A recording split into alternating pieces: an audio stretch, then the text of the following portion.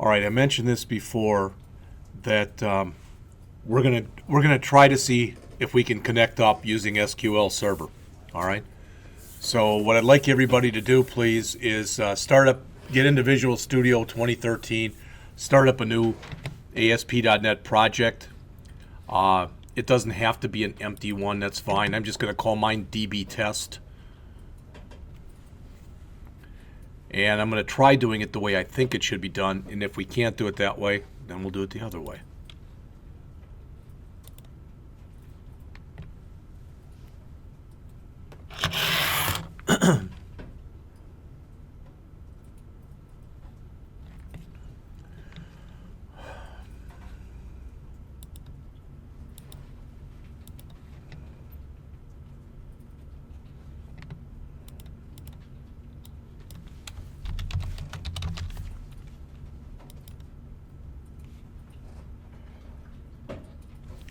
So again, I just created a regular project. It doesn't have to be an empty one. Really shouldn't matter very much one way or the other. You got some stuff that's already created for you, and you know that if you use the regular project.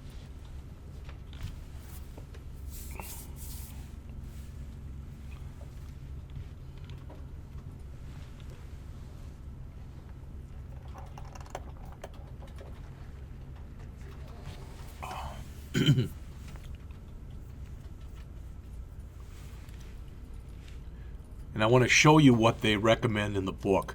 I did do what they said in the book, bless you, but I want to explain to you the problems, if you'd call them that I've had. So I'm not going to go over this again. We already talked about what a database is. I'm just going to jump right to the section where they had you do this. Now, according to Terry, this stuff is all out on the system, so we should be able to do this. So I want to show you what I did, all right? So this is what they recommend. The author says here, start by creating a folder called databases in the root of your C drive. Well, we use the D drive because, again, on the virtual desktop, our D drive is the equivalent of our C drive. Okay, so I went out and created a folder called databases on the D drive. As it says, it serves as a nice central location for your databases, which makes them easier to manage. It says if you decide to use a different location, make sure it's not located in the Documents folder or you run into some permissions problems. That's especially if you're, again, please remember that if you're ever asked if you want to save the solution file, say no. All right, it says it's recommended you use C:\databases for the walkthroughs. So this is what I did and it worked just fine. So I want to show you exactly what I did do. All right, you'll notice that I have a folder out here and that folder is called databases. There it is. All right, and what's in there? Well, something called sales and sales logs. It was just junk I was playing around with yesterday. Okay, I created some stuff, I removed it, I created some more stuff, etc. Now, I created another project yesterday that I called DB Check. And if you look in there under App Data, that's where I saved the second one. Everybody sees it, right? It says junk. I just called it junk. It was just but that's the good news. The bad news is when I first saved it in there, it didn't show it as being there.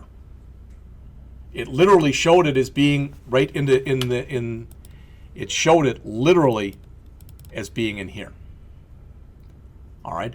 But then when I went back and looked at it about 15 minutes later, it still showed it as being in here. But when I put my mouse over to find the path, it said it was by the other place where I saved it. So let's just do it the way the author did it because it appears at least as though that works. So get onto your virtual desktop. You should be there anyway. If you started up Visual Basic, just minimize that. All right. And then on your desktop, this is your D drive right here. All right. So on that virtual desktop, right mouse click, choose New, choose Folder, and just type in Databases. It doesn't really have to be called that, but since we're putting databases in there, that seems like a very fine name to me. All right. So create a new folder, please, that's called Databases. Again, I've already got the one in here.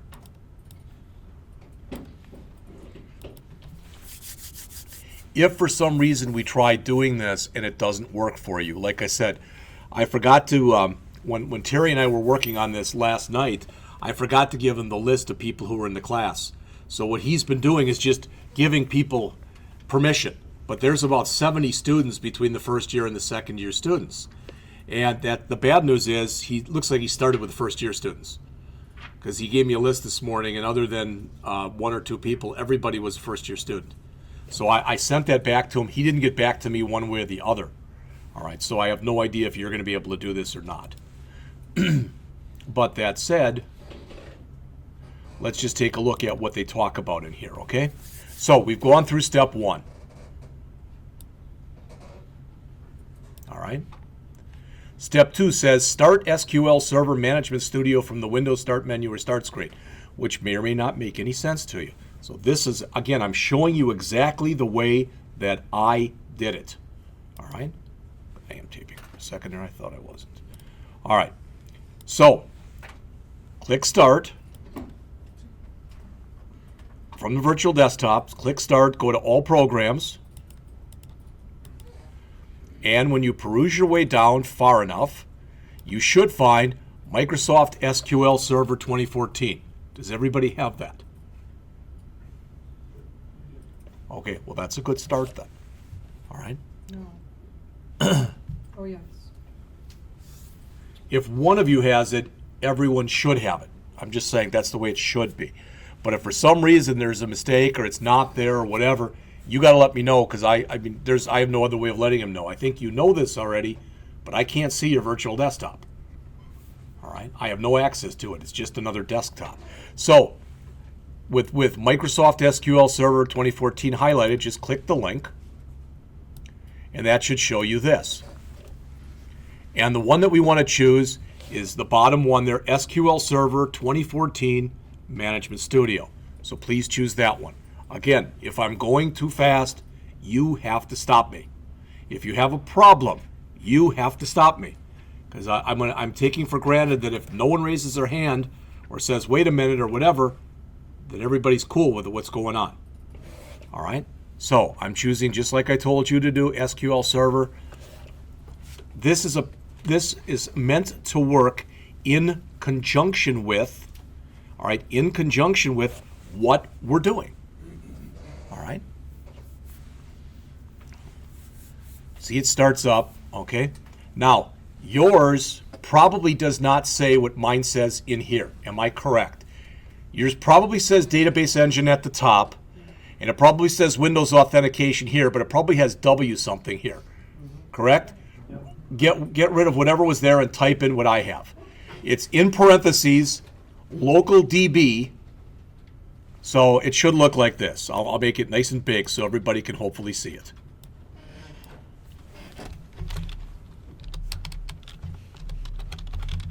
Not kick.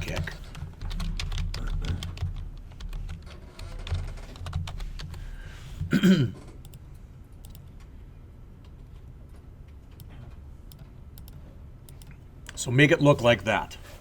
In parentheses, no spaces in here at all. Just local DB in parentheses, then immediately, again, there's no space here, /V11.0. This is what the author of our book recommends also. So this is what I used. And notice that since I used it like this last night, it remembered it. All right, so you should only have to set it like this, hopefully at least just once. The other stuff that's in there, I mentioned this the other day, but I'm saying it again anyway, just for lack of better words, kind of for completeness or whatever you want to say here. And that is this. What we are using a database engine, okay? I didn't even look at what else is there. But here, the only other authentication that you can have other than Windows authentication is you can use SQL Server authentication. What that means is we're going to keep it set to this, which means that you can get to this stuff as long as you're logged in as you. But if you choose the other one, then you can set a password on the database. So if this was something that you were doing that was personal or whatever, you could do that. But for what we are doing, this should be just fine. All right? So you probably have already guessed, and maybe you've already done it, but we want to click Connect. Now, you might not have any problem connecting. You still may have a problem when we get a little later, because I could always connect. The problem that I had was after I connected was being able to actually create stuff. I was having a problem with that. All right? Does your screen look like mine here? That's a good sign. Not everybody's does.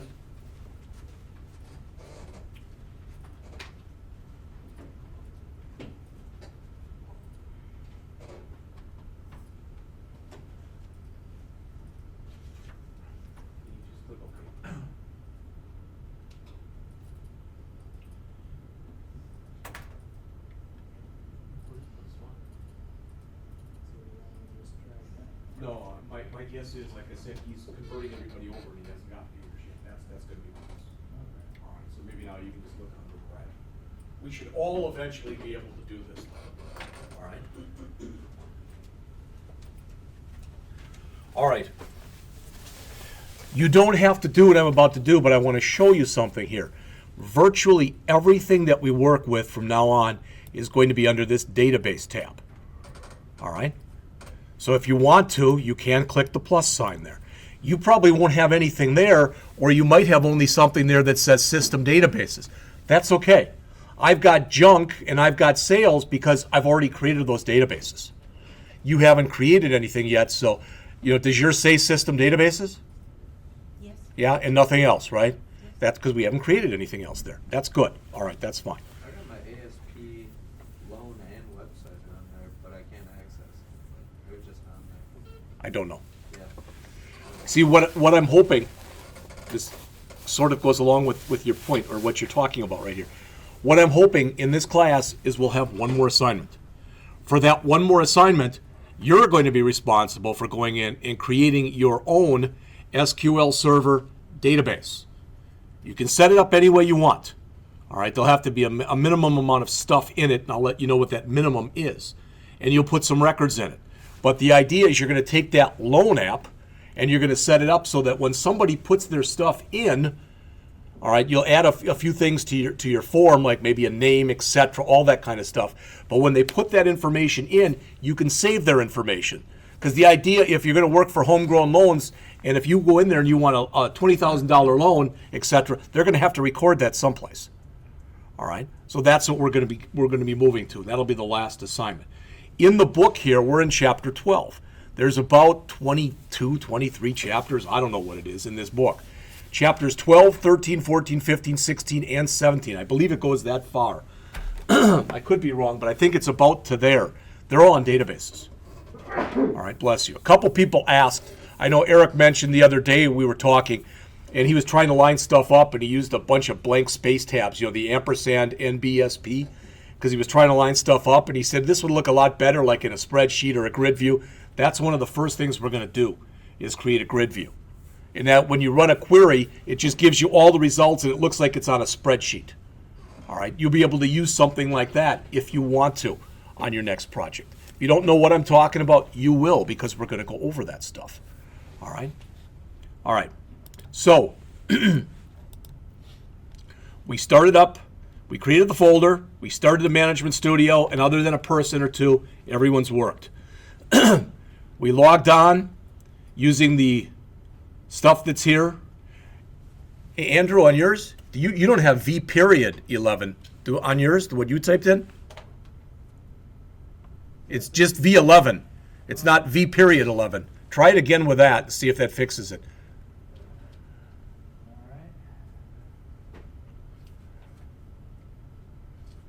All right, good. Okay. So then now it sounds like so am I right in assuming everybody else got in, correct? No, there's no one else that had a problem with it? Okay. So it says after you log into your database, or after you log in rather, when you look over here and look on the screen, this is referred to as your Object Explorer. This is the same area that's used, all right, and it houses your toolbox. You already know that. All right, so this can use multiple things. If you've got a project open and you've got this open, what you should see on the bottom are two tabs. One that says Toolbox and one that says Object Explorer. So you can bounce back and forth to them if you need to. All right, again, you'll see that as we go on in here.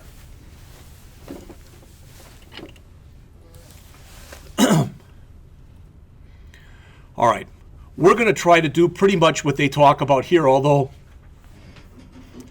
Planet Rocks Temp is a stupid name, so we're not going to use that. This book, if you don't know it, you build a project throughout the book. And the name of the project is Planet Rocks. All right? And the Rocks isn't for like, wow, rock and roll, but Rocks is the name of the publisher of the book. All right? And that's why I believe, at least, he's used this. Okay. Now, he calls it Planet Rocks Temp. He calls it that because of the fact in this chapter, just in chapter 12, you create a temporary database that you're not going to use. Then I think it's in chapter 13, you build the actual Planet Rocks database.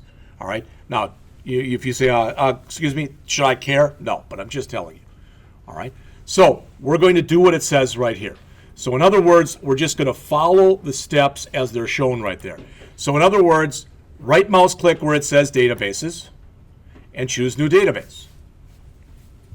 Again, I'm counting on you that if you have any kind of problem with this, you're going to let me know.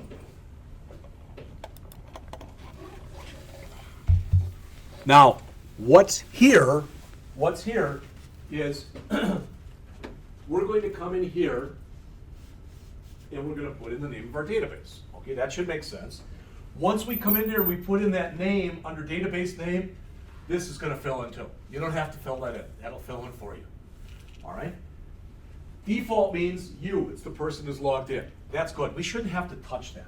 Again, if you were doing something where there was a group you were working with, you might have to change that, but we don't.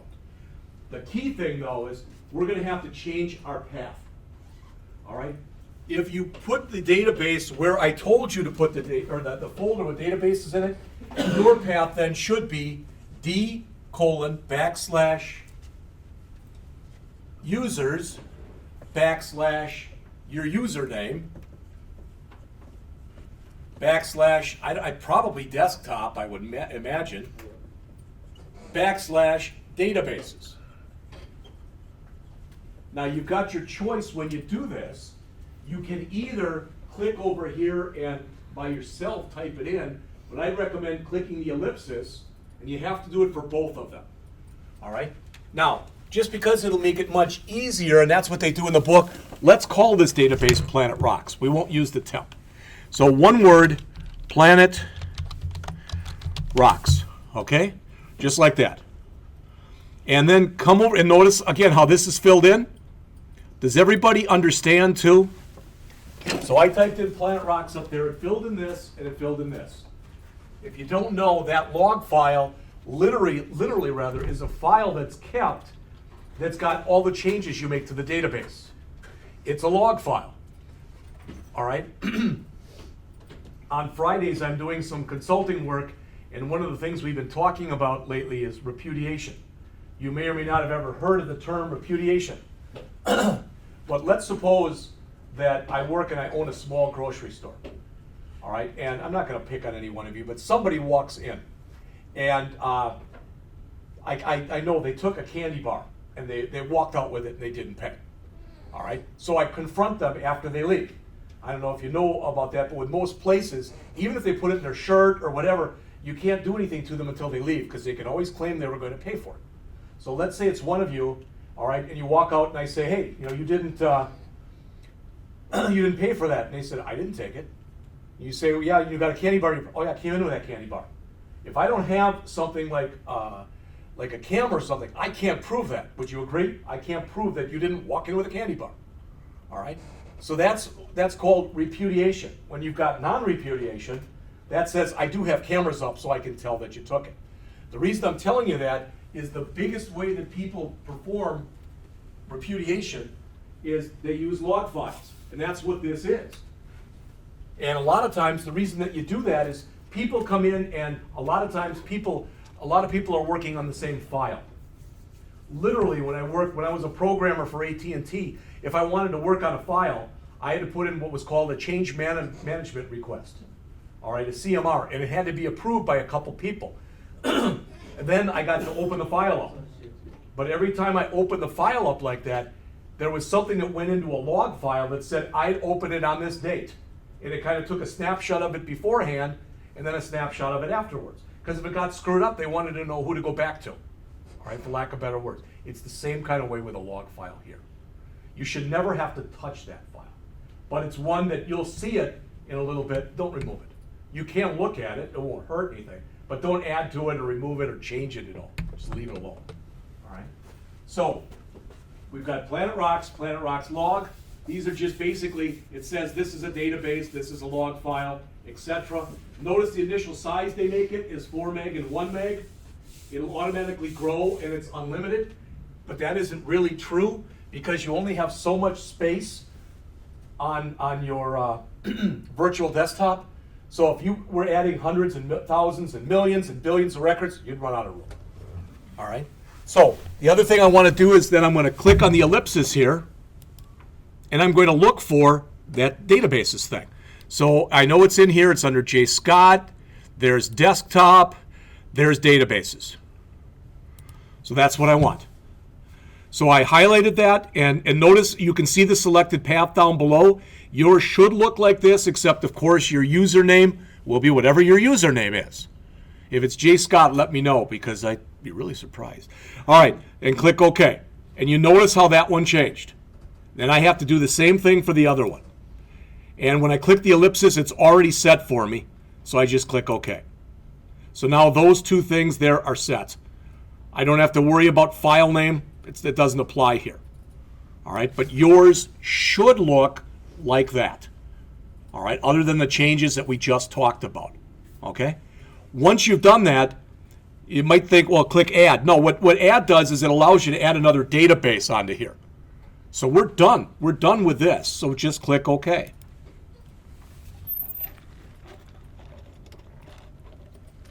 And if everything works according to the way I hope it works, you now have under here not only system database, but you have Planet Rocks. If you have that, you were able to get in, you were able to connect, you were able to create a new database. Did anybody have any problem with that? Good. I'm happy. Told that to my wife at lunch. She goes, really? I can't tell. Okay.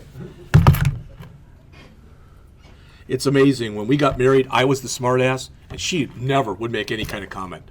Now I'm a lot less of a smartass, but it's really grown on her. All right? Okay, but I find it kind of nice. So let's go back then. So we've done this. If you need more of an explanation, there's a little bit more in the book here. All right?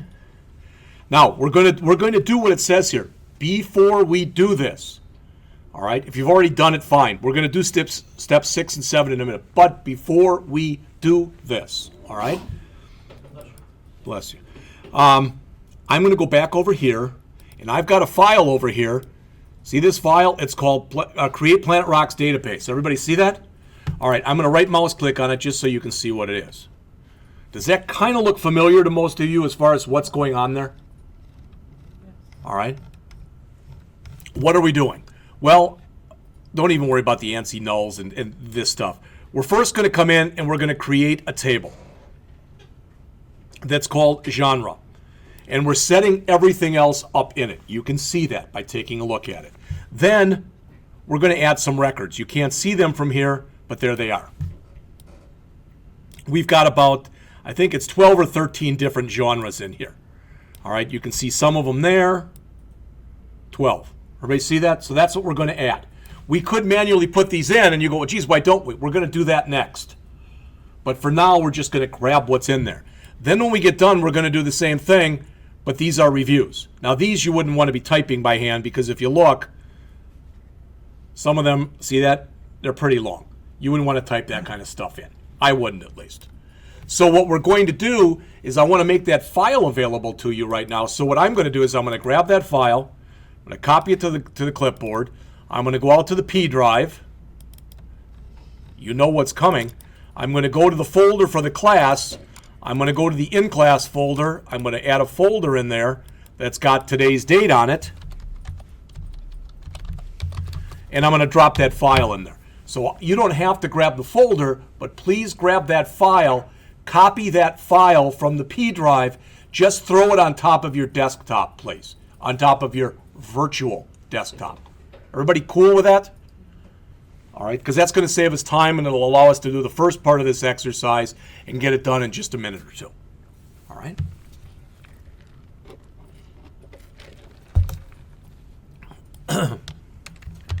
So again, if for some reason you can't find it, let me knock that size down a bit.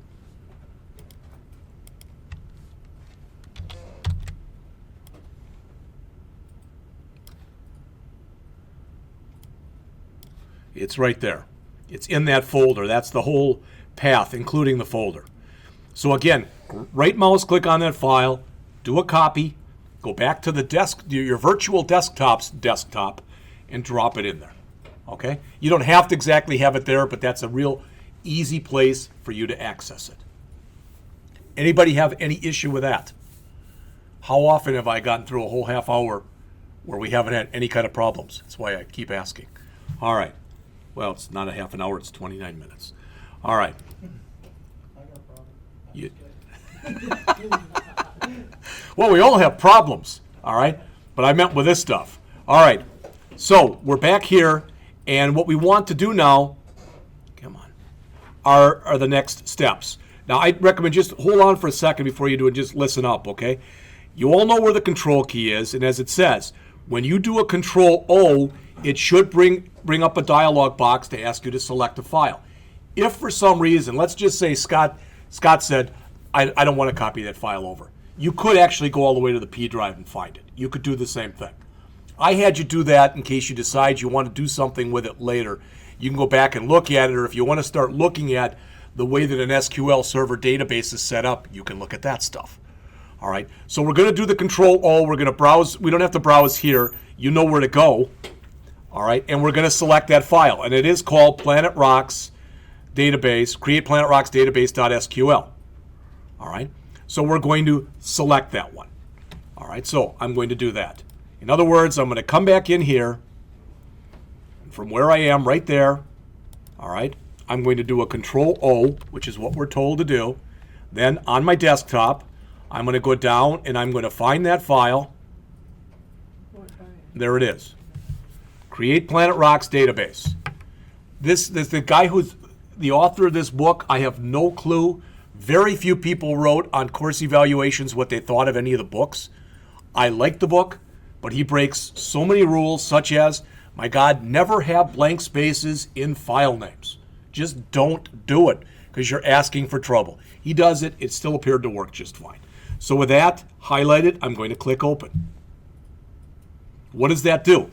It copies that file into your workspace. Everybody cool with what I just said? It took that file and it copied it into your workspace. That's all. That's the only place it is right now. It is not in here. I want you to realize that. That file, those tables are not in here until you click the magical button right there that says Execute. So please click the button then. If you've got all this stuff in there, please click the button that says Execute. And you should get a bunch of these one rows affected. All right? Now, if I go over here to open that, now notice under my tables, someplace in here, you don't even remember where it is, but I thought it was, I don't remember. I don't know, but it's in here someplace. We should have those two tables in here. I don't see them, but we should have them. All right? It ran the query because you can see all that affected stuff. And that's from the inserts that were in here that tried to insert each one of those records. All right? Query executed successfully, etc. So, as far as I can tell at least, it's looking good from what we've done thus far. All right. So they say on the SQL Editor toolbar, which is shown on the next page right here, all right, it says select the Planet Rocks database from the drop-down list. All right, so what does that mean? Well, again, what they're saying is right there, and I probably should have done that first and chosen Planet Rocks. All right. What's that? Mine's not working. Yours not? What? I don't understand what you mean. Master, where it says master, Bar's grayed out. it's grayed out. All right. Oh, you gotta click on the file. Yeah, Click on yeah. their the editor. What? Click just in the center of the editor and then it'll. Oh, Got it. okay. If you click on the file tree, it doesn't let you choose. Okay. So I'm looking here, and now it does appear that that's the active one. All right. And I'm looking to see if once I did that, if it puts tables any place, I don't see them. I remember doing this yesterday, and it appeared to work just fine. Yeah, maybe, refresh. That's a good idea. It's- Yeah, did everybody hear what Eric just said? That sometimes when you do this stuff, you have to go back and refresh it afterwards before it takes effect. Right above the file tree, the green little arrows, Right above what? your file tabs. Down in your Explorer. In here. Yeah, little green arrow to the right. There you go. So there's my DBO genre and my DBO review. Please try to do the same thing and see if you get those. And if you don't, raise your hand. See, I can do this just fine as long as I have help. So thank you. And the DBO stands for Database Object, because as far as the system is concerned, everything you're working with here is an object. All right? Now, just to show you this, okay? What we're going to end up doing, we're just following the steps in here, but what you're going to end up doing in just a second is you're going to go in and start looking at the stuff that's in here. All right, so I'm jumping back to where we just were. We've now done this. We clicked execute. And if I'd have read further down, and evidently Eric did, all right, they tell you might have to refresh. So we've done the first exercise. I don't want to read that to you. But if you read into how it works, it explains all the stuff that we just did. And again, it may not sound major, but it pretty much is. All right? And where it says this, anytime you see SSMS like they show on the bottom of page 413, that's SQL Server Management Studio. All right, you know Microsoft never use words when a good acronym will do. All right. All right. So the next thing they talk about in here is how to use CRUD. CRUD, of course, the acronym Create, Read, Update, and Delete. All right. So that's what we're going to do. You're all used to this. Everybody told me their favorite part of the 147 class was, oh yeah, we spent a lot of time just doing select statements. Those were fun. They aren't very hard. Yeah, then we did hard stuff, and it wasn't that fun anymore. All right. But the select, that's the read part of CRUD. All right. Then we're going to do inserts, and that's the create part of CRUD. Then we're going to do updates, which is the update part of CRUD, and deletes, which is the delete part of CRUD. So this is all should be reviewed. How to select data, because all they do in here is they give the syntax for how to do this. All right. They mentioned you can use a where clause. You're going to see all these in just a minute. So if you've got little to no experience, or if you've forgotten how to do this, you're going to get some review. All right. What I thought of doing, since we had the problems with this the other day, what I was going to do, and now I'm really, really, really glad I didn't, is I was going to have everybody get in to MySQL, and we were just going to do some stuff in there to try to refresh, what you were working on. But then I thought, geez, that's a different relational database management system. The syntax is a little different, and I'm glad now I didn't. All right, so these are the operators you can use. There's ordering, if you want to use the order by. So we're going to do this one. All right, so I'm on page 417. If you are following along in your book, I see some of you have your books there. There are about 440 pages approximately in this chapter. If somebody will keep track for me and let me know in 13 minutes when it's 150, we'll break then till 2:05. We'll come back. My goal here is, if at all possible, is to finish this chapter. All right? Then next week, we're just going to continue on.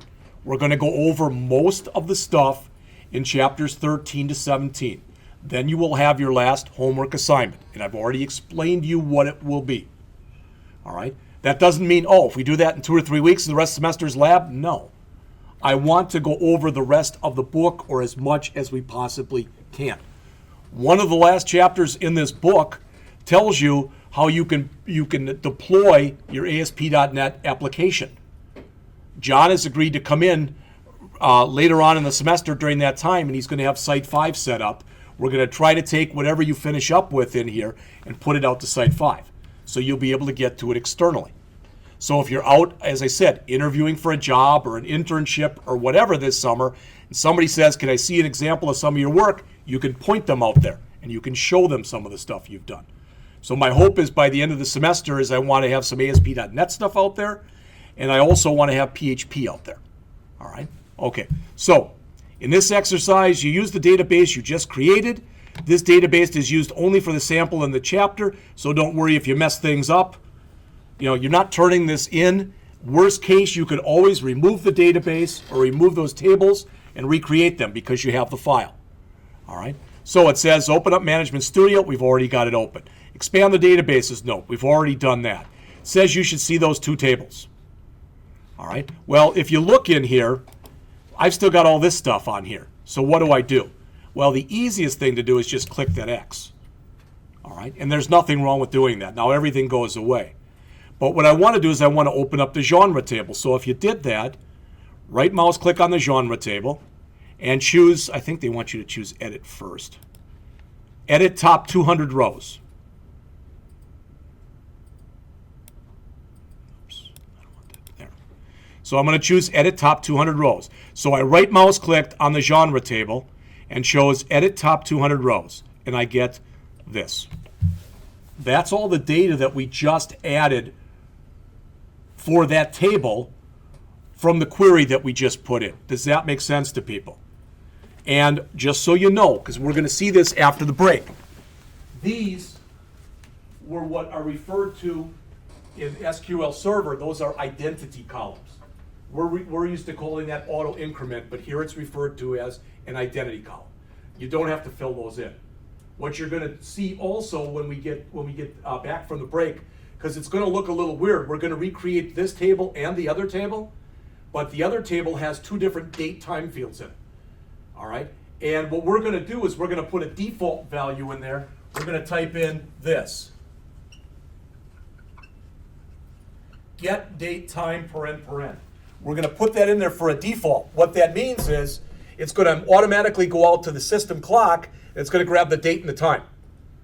Why should we care? Well, two reasons. First of all, we don't have to type it in. That's a good thing. Second of all, you know, as long as our clock isn't screwed up, we're going to know which one, the order in which things were put in, and if we do an order by, we can always put the newest one in last if we want to do that. All right? So we're going to do all that stuff before the end of the period. All right. And I'm taking for granted that when you look at the stuff in here, you understand this. The sort order, don't worry about that. That's just something that they put in. All right? And this is just whatever the author decided to put in for different names, but he put them in this order, and since he said the primary key was the ID field, that's why they're in that numerical sequence. Does everything I just said make sense to people? All right? So we've got a database with 12 records, and each record has 3 fields. All right? The primary key, this field has to be different in every field. These could be the same thing. What we're going to do later is we're going to run a query on here, and we're going to ask it to show anything that has rock in it. Well, if you look right there, you can tell number 4 has hard rock, 5 has indie rock, 9 has alternative rock. So it should come back with all 3 of those. All right? You're going to see that in just a bit. All right. Now, it says, note, this is not just a list of all the rows, it's the actual data. All right? So, once you're in there, please take a look up on the screen. Does everybody have this, where I'm putting the mouse over, where it says change type and a bunch of other stuff? Do you have that up on your screen? Yes. All right, let's pretend Laura says, no, I don't. If you don't, all you do is you go into an area that's in gray here, you right mouse click, and you choose Query Designer. So that both will turn it on and turn it off. Does that make sense? It's just a toggle.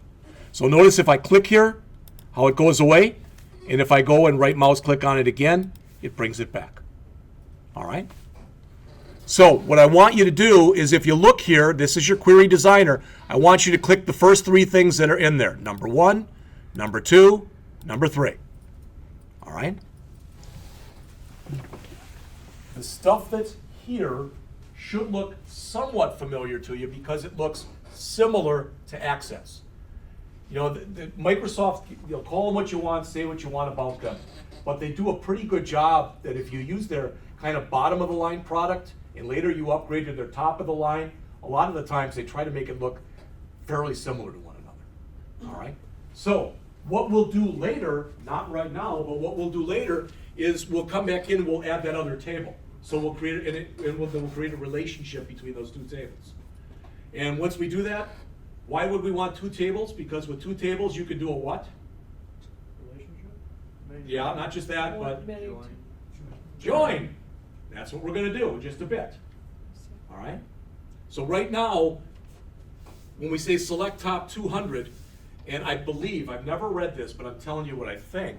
The reason they say top 200 is a lot of these apps that are used for SQL Server, they have literally millions of records. Literally, millions, several million possibly. So what this is saying is just show us the first 200. All right? If you took that where it says top 200, I'm not telling you to do this, but if you went and literally grabbed that text and cut it and ran the query again, it would look exactly the same. Because there aren't 200 records in here. All right? But that's what it just does by default. You can make changes in here, so I can go and retype stuff in here and run the query again. But please look on the screen because I want you to understand this, because they don't explain it in the book.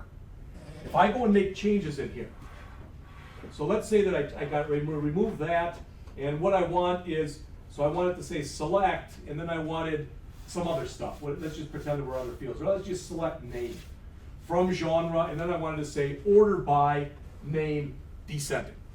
All right? If I put all that stuff in and run the query, sometimes it doesn't automatically refresh itself, and you don't have to click refresh, you just run the query again. Then what will happen is if I change it so there's just name here, that will become unchecked, and that will become unchecked, and then you'll have your right information down here in your answer. All I'm telling you is sometimes you might have to run the query twice. That's all. All right? They tell you the names of the different things that are in here on the screen. If I go back to the book here, there it is. The diagram pane, the criteria pane, the SQL pane, and the results pane. All right? We had an instructor who taught the Access class. This was probably 5 to 10 years ago. No, it was more than 10 years ago. I'd say at least 10 years ago. And we were talking about this, the stuff in Access one day, and I mentioned how in Access there's that SQL pane, so you can see this. This was near the end of the semester. She said, I didn't know that. What's SQL? And I thought, boy, I'm sure glad you're teaching the class. All right? Because if there's one good thing about Access to me is it provides an SQL pane. So you can teach yourself SQL. Just forget about all the GUI stuff that's in there. That's really the way that you should learn. That's why if it was up to me, there would be no Access class. You'd start right with MySQL. All right.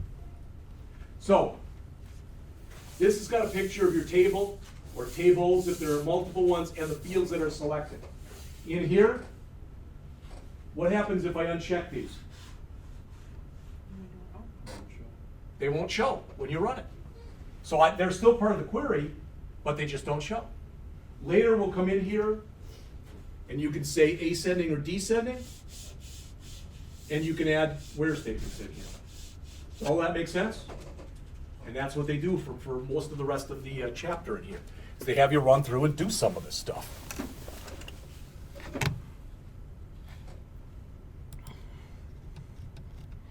So they want you to come in and make some changes to the query. They want it to be ID, name, sorted, or from genre, but they want you to add a where clause, so where ID is greater than 4. You want to do it, fine. If you just want to watch me do it, whatever is easier for you. You all know this, I believe. This is totally case insensitive. Where they put rows, or where they put words in caps, it's because they're keywords. All right, so since they did it, I'll do it too. So where ID greater than 4. So what does that mean? Remember how it showed me 12 records? Those IDs were 1 through 12. This should now not show me when I run this ID 1, ID 2, ID 3, or ID 4. All right, so I've added that where ID greater than 4, and I run the query. All right, and you say it's not there. Yes, it is. It's all down here. There it is. 5, 6, 7 through 12. All right, because that's my results pane in there. You can take any of these and you can make them bigger and smaller as you need to make them bigger and smaller. Bless you. So when you ran it, you hit that exclamation. Yes, to run these, you hit the exclamation point that's up there. That's your execute query. All right? Now again, let's say that I wanted them, okay, I can say where greater than 4, but let's say I wanted to do an order by ID, but I want it in descending order. All right? So in other words, if I put that in and I run it, look what happened. It just changed the order of the IDs and put them in reverse order. This is all stuff that unless you have not had the 163 class or the 147 class or both, that should all be reviewed. All right? This is all stuff that we've gone over before in other classes. Let's finish this up. I know it's real close to 150, so I want to finish this part, then we'll take a break. All right? So the author has you do that and make those changes. Okay, nothing big in there. The only other one that I want you to do is, and we are going to do this, all right? And they mentioned in here the other thing that we could have done, all right? The other thing that we could have done, instead of what we did here, we put greater than 4. Notice what the system put in there for us. Greater than 4. I recommend always writing the SQL and letting the system fill in whatever it wants to fill in for you. All right, again, where it says descending here, notice I can click here and I get a drop-down list. Did you all see that? All right, so I'm going to come and click right here where it says descending. If I change it to ascending, all right, I can do that. But I want control over it, so I'm going to just do it in my SQL view. Okay.